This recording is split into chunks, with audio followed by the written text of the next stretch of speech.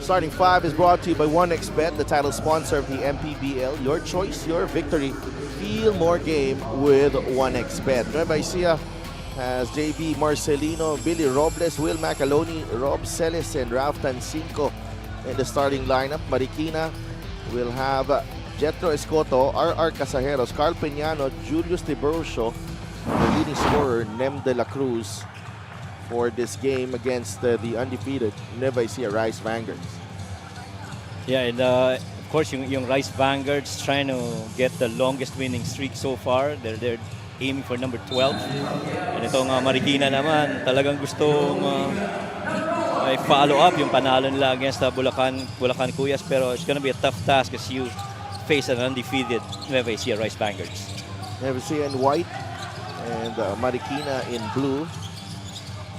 Robbie Celis, a week removed from that outstanding performance against San Juan, and this duo of Will Macaloni and Robbie Celis turning out to be, one of the deadliest in the league at the moment. Yeah, maganda kasi they're learning to even more play alongside each other. They were so good in last year, pero this year nakikita mo yung kakaibang chemistry na talaga eh. Just really good at playing together, and you see it's coming up in the results in the games that they play. Macaloni, one dribble, he draws the foul. Referee Jonathan Kanda making the call. Kasama niya si Jay Castroverde and Leonardo Layosa. May demo up ka na ba? Macaloni at the line. Gets the first free throw to drop, and very crucial for Will Macaloni's rhythm was that game against Bulacan. Parang medyo nawalan siya ng weight sa kanyang shoulders, and kitang-kita he carried that that Nueva Ecija team against San Juan in the first half. Ang bigat ng bit-bit niya as the rest were trying to find their groove in that game. Si Will Macaloni muna ang nag-take charge for Nueva Ecija. Oh, at saka napakaganda nun kasi for the most part, there are games where your offense really runs through Will Macaloni. May mga importanteng situation na siya na yung nagtitimo, siya na nagiging decision maker at the top. And for the most part, for him to be able to do that, kailangan yung kumpiyansa talaga bumalik eh. Here's Carl Peñano with the finish. And you love, again, yung mention mo kanina si Delph about Rob Celis and Will Macaloni being, a good chemistry this season.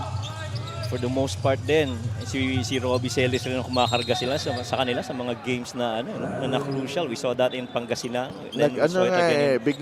Biglang nagkaroon ng ranking kung sino ang pinaka-sure ball sa liga na to. Fast break of the game brought to you by Extreme X-Pop Personal Karaoke Speaker, Everyday Karaoke.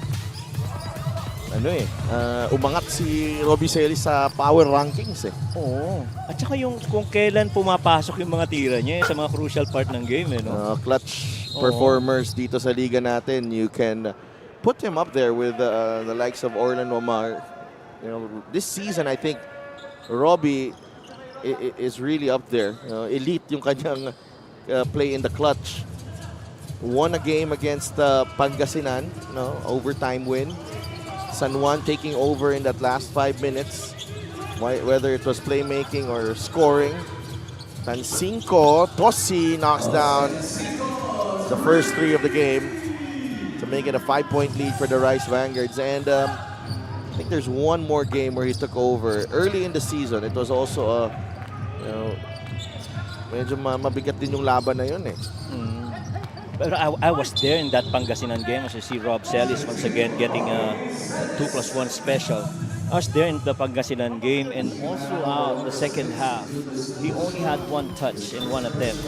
Pero pagdating to sa overtime, talaga he was so good that he scored 9 of the 11 points in overtime for dito sa Rice Vanguards. The thing with Robbie Celis is he really makes it look effortless. 13 points and 7 rebounds per ball game para kay Robbie Celis. Tsaka across the board. yung field goal shooting, ang taas eh. 75 from 76, 75 from free throws. Three-pointers, 33%, which is pretty decent in that area. Nem de la Cruz attacks. Left it to Carl Peñano, who misses. Peñano will try again, high off the glass. Battle of the lefty bigs yun ah. Carl Peñano at saka Will Macaloni. Alongside Billy Robles also trying to stop Carl. But Carl, you know, has that heft to try and compete inside, but he's gonna need more from mga ibang kasama niya dito sa Marikina. JV Marcelino pulls up. Rebound ni Arcasajeros. It doesn't look like JC Marcelino is playing today. Oh, is he a street coach ba? I think I think he may have sprained his ankle. Ang balita ko na natapilok in training, in practice. Okay.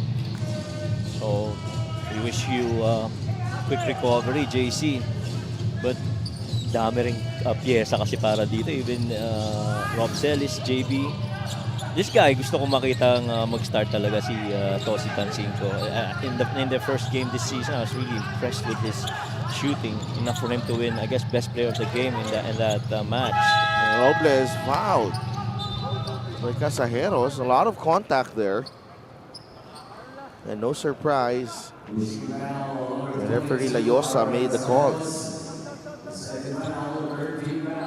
Billy goes to the line and so far lahat ng starters nasa floor pa na pumasok na ngayon si Di Mayuga for Casajeros. Niloloko nga ako ni Tosi Tancinco. Siya na daw ang bagong Marcelino. Pag gano'n? Oh. Sabi ko, mabilis yun ha. I'd like to thank LGR, the official outfitter of the MPBL. Kala ko papasukan mo ng Splash Kasim eh. Turbo ano ka ba? Turbo Kasim. Turbo brother.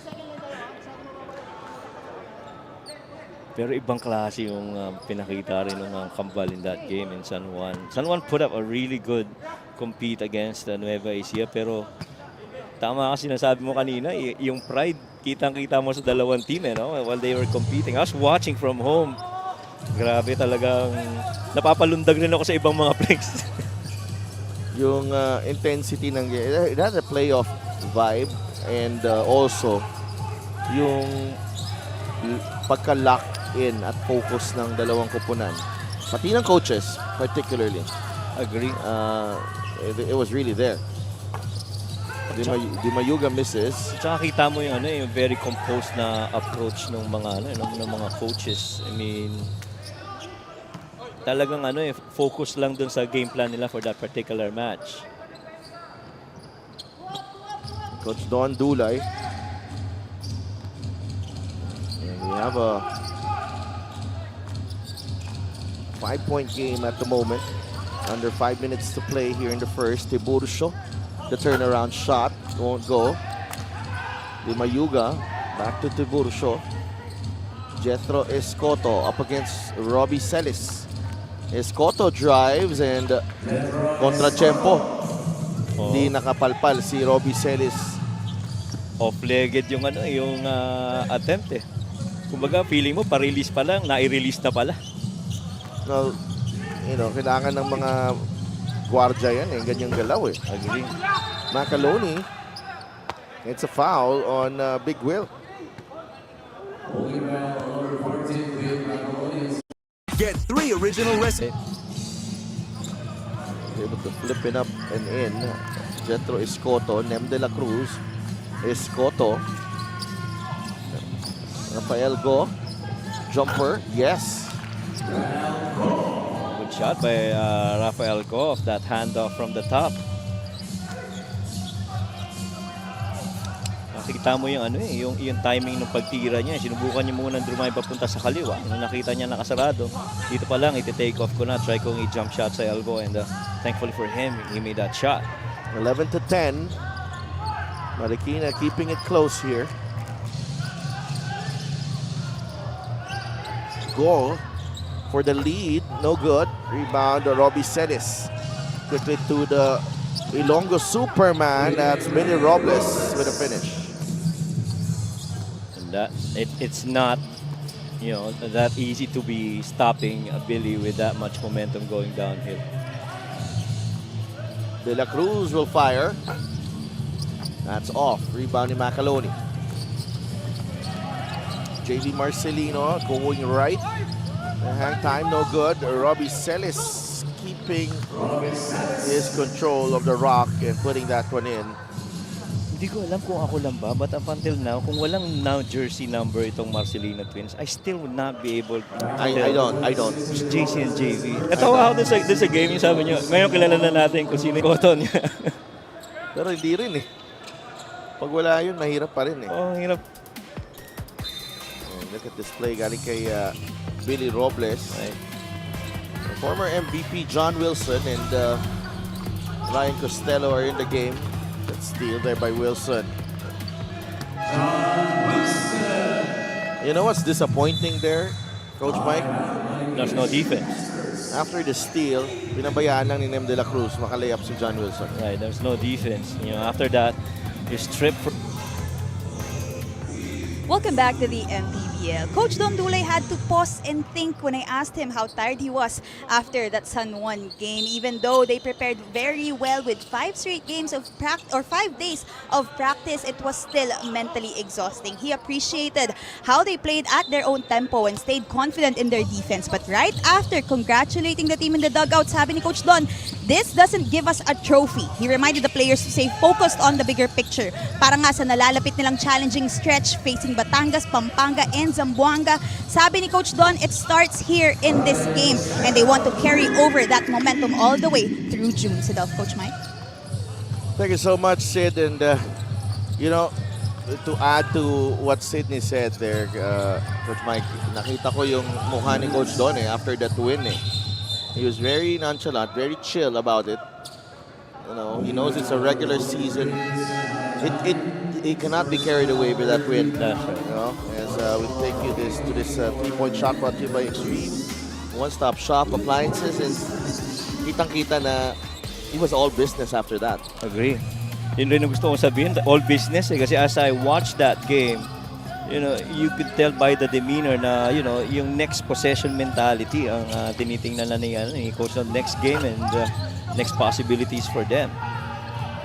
And you know, this is NUEVA ECIJA has some grand ambitions this season. You know, the goal is to regain the championship.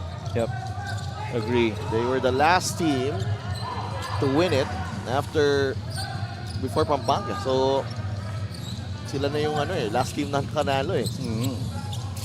That's why in that their next game would be in Abra again, in Abra, right? Yeah. Kalaban nila Abra. That's gonna be a good one. That's gonna be a parang magandang gauge between those two teams, ano? Well, they have Pampanga on June 6th. Ah, yeah, meron pa pala. After, no? In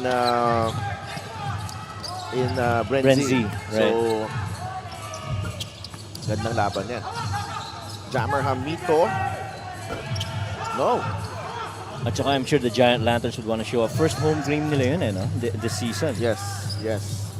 So they've been playing away and come back home, hopefully get a win against NUEVA ECIJA. When you turn it on. Roque against Manaytay. Roque misses the 3. Rebounding John Wilson. That's a kick ball.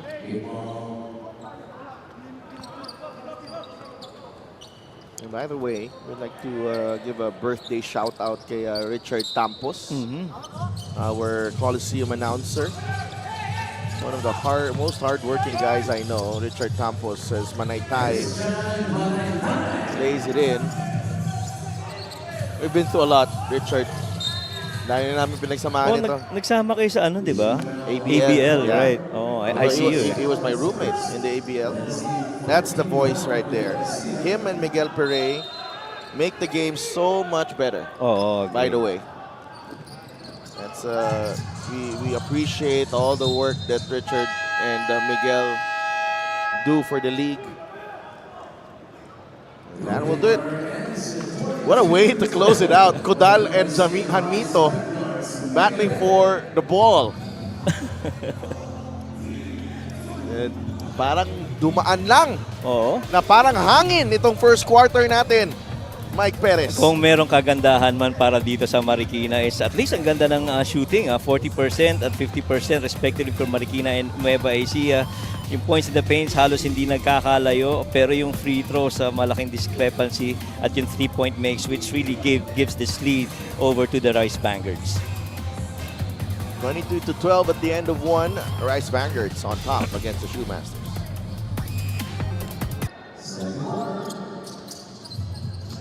Probably one of the first few high-profile marquee matchups this season. San Juan against Nueva Ecija last week. And Christian Manaytay gives his take on that one. He was involved in that matchup. And he, played a key role for Nueva Ecija. And what I like about it is that he seems to be very immersed in the matchup as well. Oo. At saka I love how, I think in an interview where Coach Don Dulay said that you're going to be the next face of Nueva Ecija Rice Vanguards. That was Robbie. Robbie si Celis. Robbie Celis, yeah. Costello knocks down his second three. And that matters a lot, yung succession planning for the next guys that would be, yung mga key players para dito sa Rice Vanguards. And Diane putting on a dribbling exhibition there. Go. Rebound ni Jammer Hamito. Costello is ahead. Waits for Jammer. Jump stop ni Jammer. Balik kay Mokon. Kenneth gives it up to Manaytay. Airballs the three. One of the few times you'll see him airball a shot from upstairs. It's pretty good from there. 25-12. A little over 8 minutes to go here in the first half. Steven Cadal trying to go backdoor with Go. That play was well read and well defended. Yeah, keeping one guy inside the paint to try defend against it. Nice pass. Oh, Manaytay, diniretso, nagmadali. Had one dribble to the other side and maybe, salo, tapos angat. Nagsettle sa alley-oop eh. Pero that was the right read for Jammer Hamito. I mean, slot pass, first thing that you look for is a high-low. I haven't seen John Wilson shoot yet. Oh, yes. Pero I'm sure titira yan mamaya. Except for that layup earlier. And now times have changed para kay John Wilson. But he had an outstanding game against San Juan. Jammer Hamito against 4 blue shirts, no good. Yeah, he was so outstanding in that game. He was parang 4 out of 4 from the perimeter and issued 4 assists. Ganda nung nilaro ni John that match. But that was, ang akin doon, stand out sa akin yung depensa niya, coach. Ganda ng depensa niya doon sa game na yun. He had a few steals as well in that game. 3 steals. Di pala few. 3, marami na po yan. And 0 turnovers. That's how good he was in that match. Manaytay trying to find Jammer. Roque with the steal.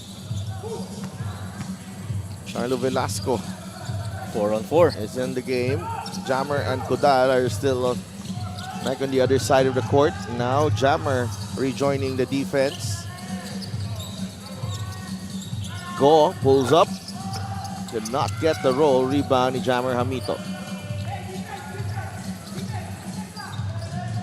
13-point lead for Nueva Ecija. Here in the second quarter in Lucena. Solo coverage, no help at all. Jammer blocked by Kodal. Terrific job defensively by Kodal. Landayan knocks down the jumper. That was a good stop by Kodal on that post-up, mid-post by Jammer. Really just single coverage. Nice stop and go move there. Oh, wow. Oh, in this spin move ni Manaytay. Jammer and Christian have missed a handful of shots from close range here in the second quarter. That's right. Very makeable and close range. Go, foot on the line, no good. Manaytay with a rebound. This team is just going through the motions at the moment. 25-14. Tyrone Chan and Bobby Balucanag will enter the game in the next dead ball. John Wilson misses the three. Rebound ni Kodal.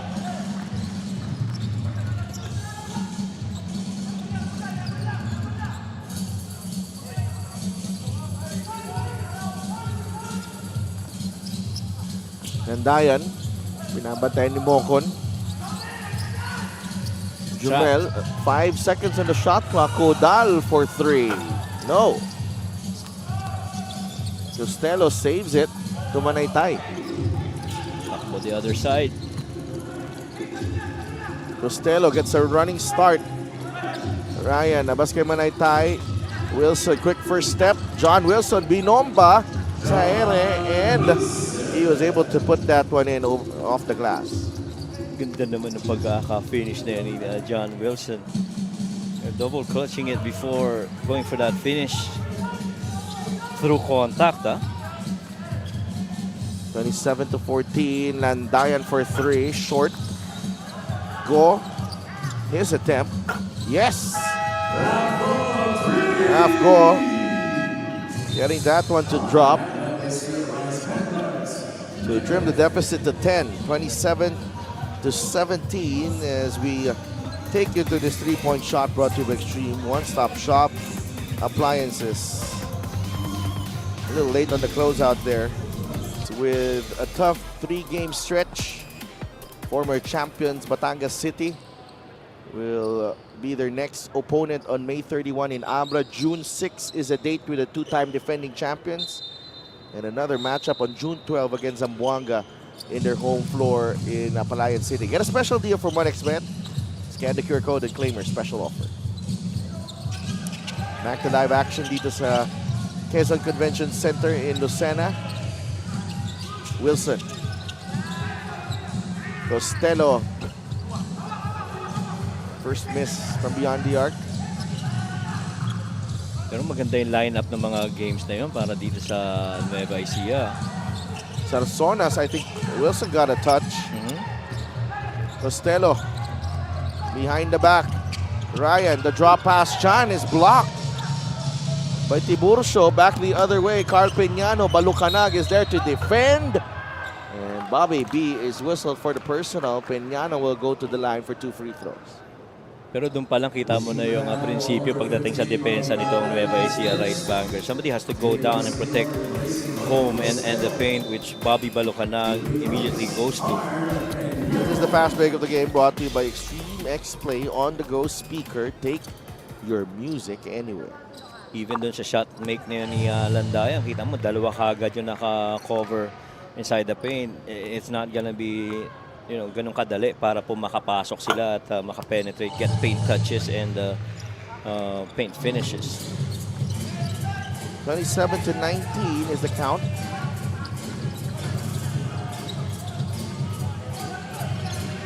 Tossi. Under 4 minutes to play. Here's JV Marcelino with the getaway. Bobby B. The kick out to Tossi. Could not hit from beyond the arc.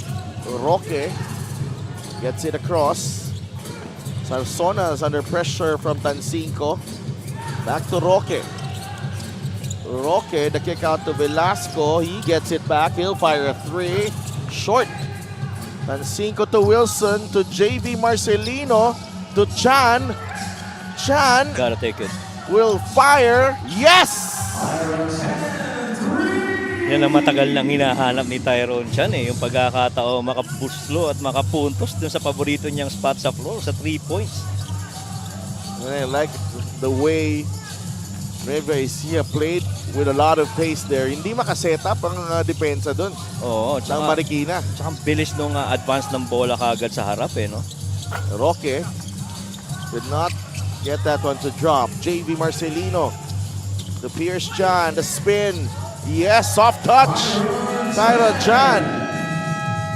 Quick 5 points para kay Tyron Chan.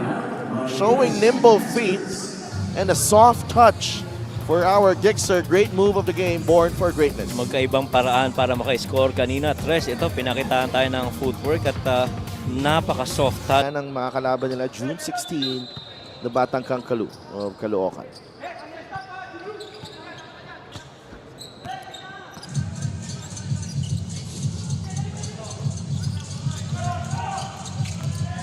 Three-point shooting, 4 of 9 for NUEVA, 1 of 13 for Marikina. Make that 1 of 14 after the miss from Tiburcio. Oh, yung nag-iisang 3 points nila galing pa kay Rafael ko sa big man nila. This is a flare for Tyrone. You could see that coming already. And Don Arenas is in the game for the first time.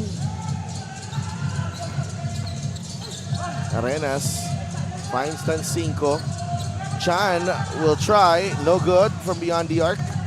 Sarsonas with a rebound. Had a good line with that shot though. So si Tyrone Chan. I've always believed na isa na yan sa pinaka magaling na ano talaga eh. Trailer 3 finishers itong si Tyrone. And so if he gets the rebound. Inside, Tiburcio draws the foul.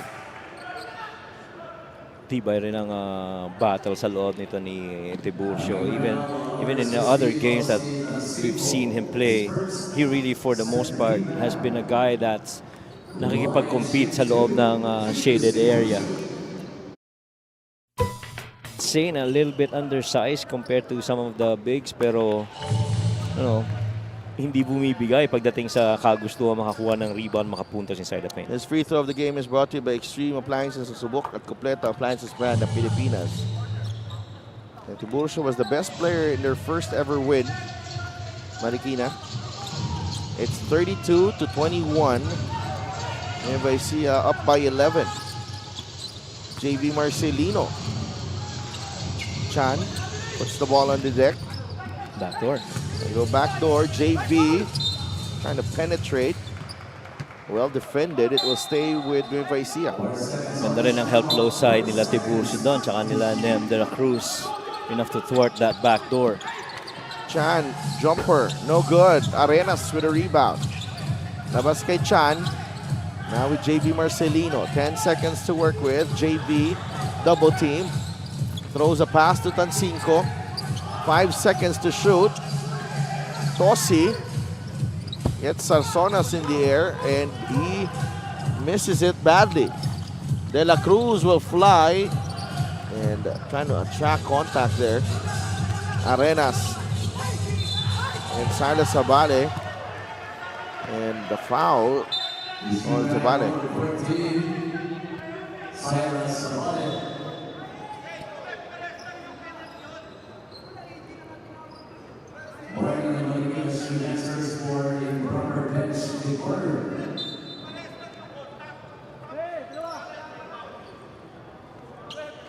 Don Arenas a chance to get on the board here for Don Arenas.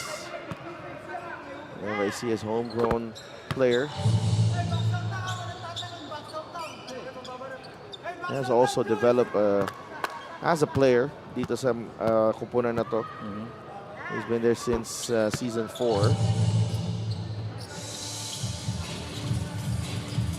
34-21, 13 points ang lamang ng NUEVA against Marikina. Ito kailangan talagang trumabaho ng gusto itong Marikina as far close to quarter. Sarsonas commits the turnover. And ECIJA will go for the last shot of the first half. Marcelino with the ball. Marikina with fouls to give here. JB to Chan, that's a 3, no good. Arenas trying to save it, and that will do it for the first half. Dito sa Quezon Convention Center in Lucena. Rice Vanguards, their record still 11-0. They have a 13-point lead against the Marikina Shoe Masters at the end of the first half. In